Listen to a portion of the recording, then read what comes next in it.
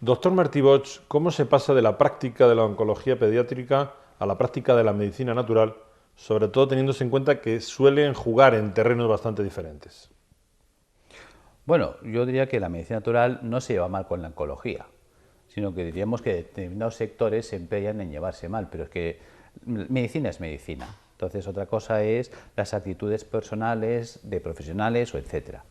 Pero yo he trabajado y he estudiado una medicina, digamos, académica. Esta medicina que estoy practicando para mí hoy es tan académica como la otra, como lo que me enseñan en la facultad. Es una medicina que no me la han enseñado, pero no porque no existiera, sino porque sencillamente no me la han enseñado, pero está, por eso la he podido aprender. Entonces, ¿qué es lo que te hace llevar, qué te hace pasar de una medicina a otra? No es que pases, es que realmente cuando estás en una planta de hospital viendo a niños tratados con quimioterapia, devolviendo, encontrándose fatal, pidiéndote a gritos que no le pongas la quimioterapia, que no la quieren recibir, que la rechazan de plano por lo mal que se encuentran después, no me hagas esto, Alberto, no me hagas esto. Entonces te sientes como diciendo, ¿qué le estoy haciendo a este niño? Cuando la intención es que el niño vaya mejor. Queremos ayudarle a curar, a superar una leucemia, a superar un linfoma, a superar un sarcoma. Y te das cuenta que realmente el sufrimiento al que le sometes es enorme.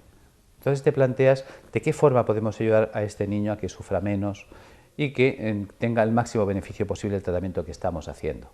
Y eso es lo que me llevó a indagar, a averiguar en estos campos. Es decir, de qué manera podría ayudar yo al paciente oncológico para que en el tratamiento propuesto, digamos, por el mundo científico, que es lo que te presentan a ti en la facultad, que es lo que te enseñan a ti cuando tienes 20 años, funcione sin interferir con él. Y realmente encontré una gran respuesta en el mundo de la medicina natural o medicina biológica. ¿Se compensaba el sufrimiento de esos niños con los resultados obtenidos? Bueno, realmente los resultados que teníamos eran altamente desalentadores. Fíjate, estoy hablando de 30 años atrás, cuando yo acabé mi carrera. Y realmente el índice de mortalidad elevadísimo y el sufrimiento del paciente sometido a los tratamientos de quimioterapia también eran muy elevados. Entonces realmente llegabas a entrar en crisis personal. Todo el equipo, digamos, veías que gente que estaba contigo, enfermeras, auxiliares, médicos, incluso muchas veces se deprimían o tiraban la toalla, aquí no hay nada que hacer y se iban y abandonaban. Otros no, otros nos quedábamos, decir, pues si no hay nada que hacer, pues hay mucho que hacer. Es decir, cuando no hay nada que hacer es cuando más hay que hacer, porque hay que empezar a buscar. Es decir, si con lo que tengo no tengo buenos resultados, tiene que haber algo. Y esa inquietud es la que te lleva a avanzar y a buscar nuevos caminos, nuevas formas. A lo largo del Congreso ha presentado usted casos realmente significativos de recuperación con el protocolo que está usted desarrollando, pero sobre todo uno de ellos, el de la joven de 31 años embarazada. ¿Podría resumírnoslo? Realmente yo siempre digo que no soy yo quien lo consigue. O sea, lo que hago es dar un manual de instrucciones al paciente que le puedan llevar a buen puerto. Y entonces realmente es el trabajo del paciente que si sigue esas indicaciones puede conseguir los resultados. Es decir, en el tiempo lo que en un principio era un proyecto de trabajo dedicado a ayudar a que el paciente tolerase mejor la quimio y a conseguir mejor efectividad de la quimio, potenciar los efectos de la quimio, ha ido llevándome a entender que también se puede generar una vía de provocar la apoptosis celular, que la célula se muera por sí mismo. Y realmente vemos que estos casos se van produciendo cada vez con más frecuencia. Este caso del que me hablas es un caso muy reciente, muy espectacular, pero como estos casos he tenido otros. No podemos hablar de curación, pues porque todavía estamos en las fases, podemos hablar de curación cuando un paciente lleva 10 años que no ha recaído. Pero sí que estás viendo pacientes que remiten de un modo, como llaman mis colegas, espontáneamente. Digo, sí, pero trabajando un montón. O sea, una remisión espontánea, pero con mucho trabajo, ¿no?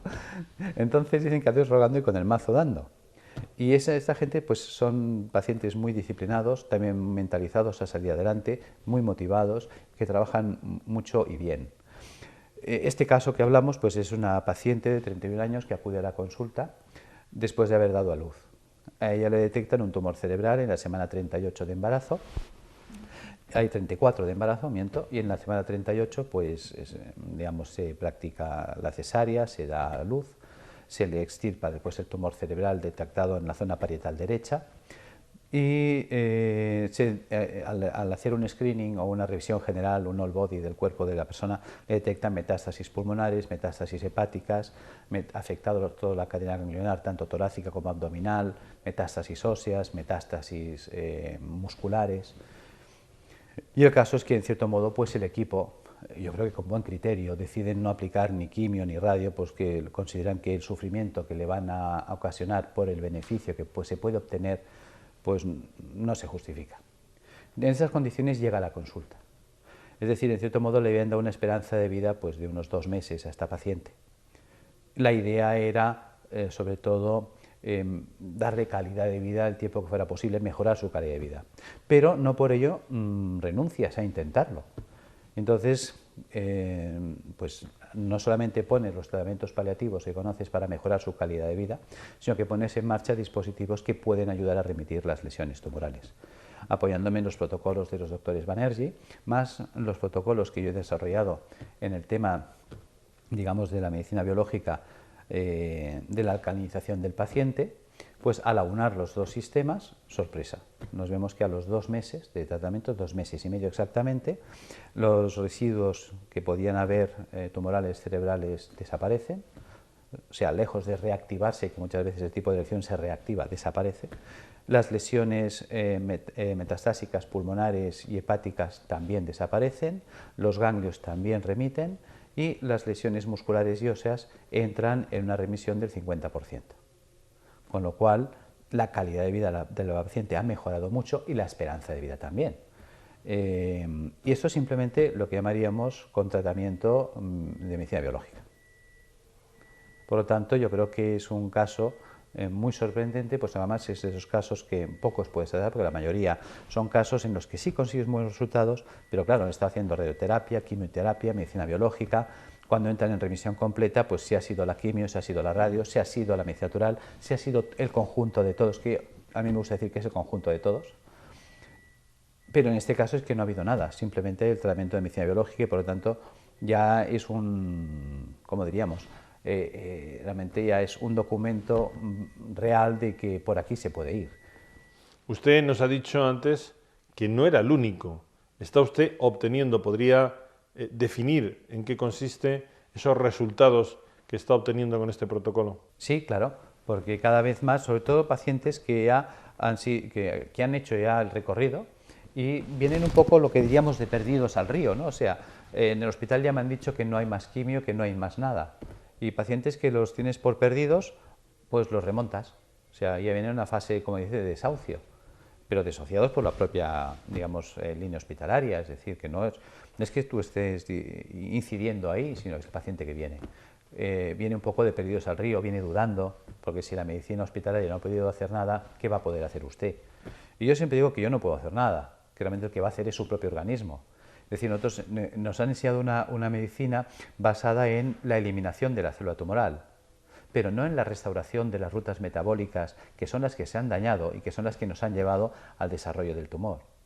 Entonces, de lo que se trata es de entender que se pueden cambiar los terrenos y se puede revertir, digamos, la evolución de la célula tumoral, es decir, provocar lo que llamaríamos técnicamente la apoptosis. Es decir, a nosotros se nos dice que cuando hay un tumor, lo primero que hay que hacer es cortarle la cabeza al tumor, si se puede, que sería la cirugía. En caso de no poderse cortar la cabeza, de no ser quirúrgicamente tributario el tratamiento, pues se puede plantear la radioterapia a la hoguera, o sea, quemar el tumor, achicharrarlo. La otra opción sería la quimioterapia, el envenenamiento, envenenar la célula tumoral. Y si la quimioterapia falla, la cirugía falla y la radioterapia falla, pues ya no hay nada más que hacer. Entonces, nosotros estamos en la cuarta vía. O sea, nos planteamos en la idea de que si analizamos el contexto, decapitación, hoguera, envenenamiento, estamos en el siglo XII. Realmente no hemos avanzado, podemos dar un cuarto paso. Y además tampoco no hace falta, no hay que ser peyorativos con el siglo XII. ¿Qué se hacía en el siglo XII cuando tenías un enemigo difícil de batir? Pues el sistema era acorralar al enemigo, quitarle el agua y quitarle la comida. Y sin agua, sin comida, esperar, el asedio. Entonces, fíjate que esto ha funcionado toda la vida, el asedio. Ya Numancia fue la explicación del siglo I, creo que es, del asedio, ¿no? Por lo tanto, se me ocurre la idea, entonces, de plantear este sistema. Es decir, ¿cómo vive la célula tumoral? ¿Cómo vive la célula sana? Resulta que la célula sana vive en un medio alcalino. La célula sana vive en un medio lleno de oxígeno. La célula sana utiliza poco sodio para vivir y la célula sana utiliza proteínas levógiras giradas a la izquierda, que son estables en un medio alcalino. Resulta que el paciente que desarrolla un proceso oncológico vemos que entra en acidosis metabólica, es decir, el terreno se acidifica enormemente, los terrenos por culpa de esa acidificación entran en hipoxia, lo cual lleva a la célula sana a tomar una decisión, o muta o muere. Una célula que se quede hipóxica, si muere, va a desarrollar enfermedades tipo, por ejemplo, si se me mueren las células del cerebro, haré un Alzheimer, o si se me mueren las células de la base del cerebro, un Parkinson. ¿Ves? Si por ataque ácido se me destruyen la mielina de los nervios, pues haré una esclerosis múltiple. ¿Ves? Si por ataque ácido se me mueren las células de la mama, pues haré un fibroma. ¿Ves? Un tejido de células muertas es un tejido fibroso. Pues entonces haré un fibroma mamario o haré un fibroma uterino, un fibroma de próstata. A nadie le preocupa un fibroma. ¿Por qué? Porque son células muertas. Pero claro, si se me mueren las células del pulmón, haré una fibrosis pulmonar y eso es letal. O si se me mueren las células del hígado, haré una fibrosis hepática o cirrosis, también es letal. Si se me mueren las células del riñón, lo mismo. ¿Ves? Una opción de esa célula antes de morir sería intentar sobrevivir y un mecanismo de supervivencia sería la mutación celular. ¿En qué consistiría la mutación? Sabemos que a través del ciclo de Krebs la célula consigue energía por oxidación para generar ATP, que es la molécula base de la energía celular. Pero si una célula se queda sin oxígeno o no le llega oxígeno suficiente, tiene la capacidad de activar la ruta del pirúvico para que mediante la glicólisis y el pirúvico obtener ATP, ácido láctico y alcohol. ¿Ves? Por lo tanto, la célula tiene esa capacidad de reabrir una ruta anaeróbica para vivir. Y es lo que hace la célula tumoral. Ella se vuelve anaeróbica y empieza a subsistir en el medio ácido. ¿Qué ocurre? Que su entorno es tan ácido que entonces ella tiene que ser muy alcalina en su citoplasma para poder aguantar el entorno ácido. Es cuando empieza a cargar sodio de un modo desmesurado para ser muy alcalina en su interior. Entonces tenemos que la célula tumoral consume mucho sodio. Y luego entonces ella empieza a utilizar una proteína que llamaríamos anómala, que es la proteína dextrógira, que esa es estable en un medio ácido. Porque le hemos dicho que la levógira en un medio ácido degrada. ¿Ves? Por lo tanto, ya hemos encontrado la ruta de vida de la célula tumoral. ¿Cuál es? La célula tumoral para vivir, la célula oncológica para vivir necesita un medio ácido, un medio sin oxígeno porque es anaeróbica, un medio cargado de sodio y proteínas dextrógiras. ¿Qué se me ocurre?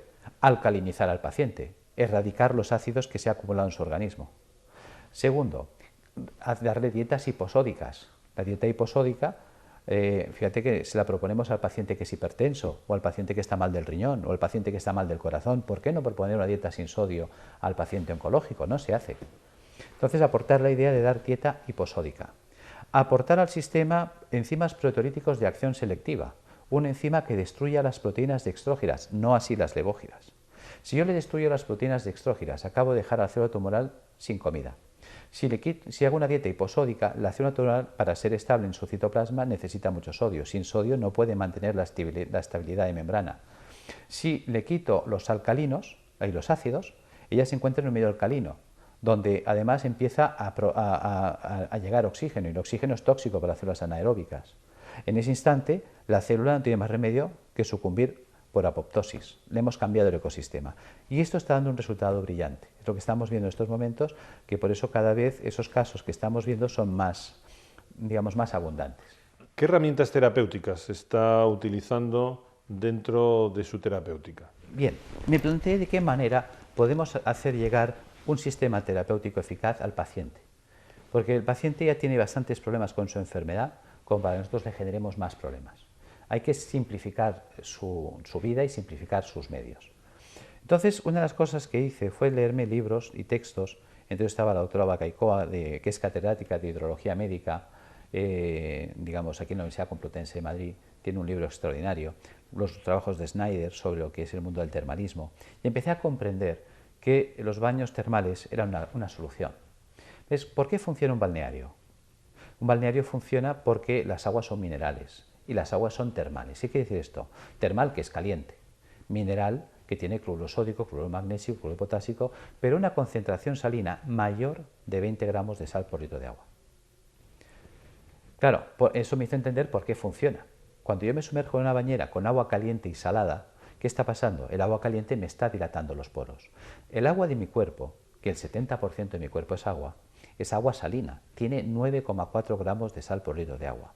Si el agua del balneario tiene 20 gramos y mi cuerpo tiene 9, hay más sal fuera que dentro. Esto va a generar un fenómeno de ósmosis, por el cual los líquidos van de dentro a fuera, de donde hay menos sal a donde hay más. Eso me hizo entender el por qué desde los tiempos se habla de sales de baño. Yo siempre me preguntaba, ¿para qué puñetas echarle sal al baño? Tenemos bañeras en casa y entonces se me encendió la bombilla. Me di cuenta que la bañera que tenemos en casa es un balneario casero de alto rendimiento y de bajo coste. Quizás te parecerá tonto, pero claro, me puse a pensar, ¿quiénes fueron los primeros que tuvieron bañeras en casa? Y eran la gente de clase acomodada económicamente. En los años 40 la gente pobre no tenía ni váter al corral con las gallinas. Las clases acomodadas económicamente son las que tenían bañera. Luego te das cuenta que los que iban a los balnearios eran la clase económicamente acomodada, puesto que un balneario no es barato. Un balneario hoy baratito te puede costar 120 euros al día. Luego una estancia de un mes en un balneario a 120 euros al día te costaría 3.600 euros. Y entonces, claro, te pones a pensar como el ciudadano de pie. ¿Ves? La gente siempre critica al rico porque dice que el rico es el que nunca compra tabaco, siempre lo pide. Y claro, dices, por eso es rico, porque gana y no gasta. Y claro, la definición de rico viene al pelo. ¿Qué es un rico? Un rico es un señor que siempre está pensando cómo tener las cosas sin pagar, que por eso es rico. Entonces el rico es el que se da cuenta que el balneario cura, lo que no sabe por qué, y lo hace estudiar. Entonces le cuentan que el balneario cura porque las aguas son termales. Dice, bueno, pues que me pongan un termo en casa. Las aguas son minerales. Dice, ¿qué mineral tiene y cuánto tiene? Coge un químico, analiza y este le da esta solución, que el agua del balneario tiene 20 gramos de sal por litro de agua. Vale. Dice, pues que me haga una bañera en casa que llenada hasta la mitad cubique 100 litros. Las bañeras estándar cubican 100 litros llenadas hasta la mitad. Claro, y en todas las casas hay bañeras. Es rara la casa que no tiene bañera. Pues le dices al paciente, ponga usted 2 kilos en la bañera. ¿Por qué 2 kilos? Porque si yo pongo 2 kilos son 2.000 gramos. Si yo pongo 2.000 gramos en 100 litros de agua, tacho 2 ceros, 20 a 1. Ya tengo un gradiente osmótico. El agua caliente del termo, el agua termal, el agua caliente dilatará mis poros. ¿Qué interés tiene que la bañera cubique 100 litros hasta la mitad? Sencillo, cuando yo me meta en la bañera, por el principio de Arquímedes, el nivel del agua subirá. Si fuera hasta arriba, se desbordaría. ¿Entiendes entonces lo que es la bañera? La bañera es un seguro de vida que nadie nos ha enseñado a usar. Cuando yo abro los poros, por la piel transpiro, elimino carbónico, CO2, por la piel saco grasas, colesterol, ácidos grasos, por la piel saco amoníaco, urea, ácido úrico.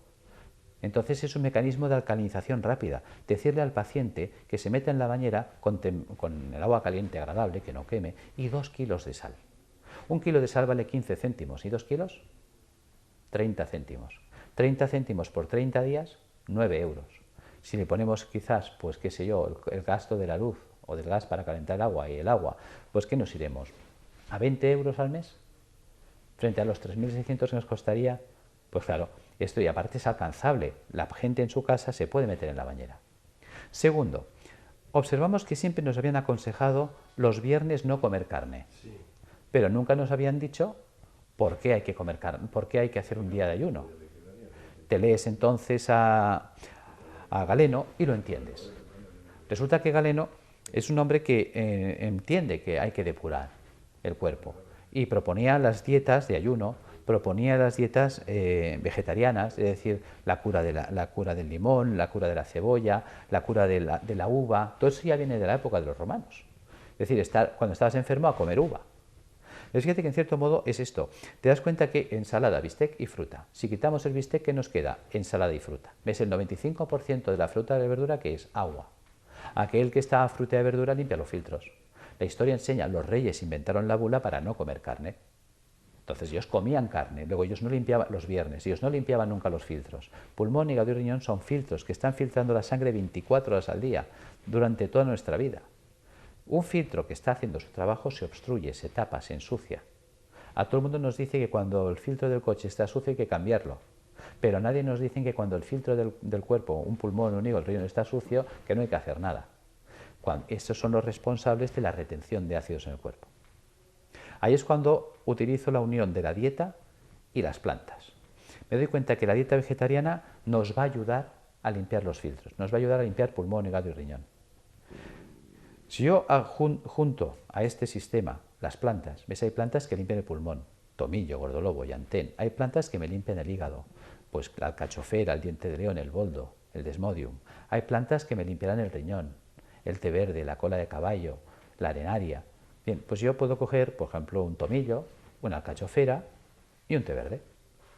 Ya tengo una planta de cada filtro.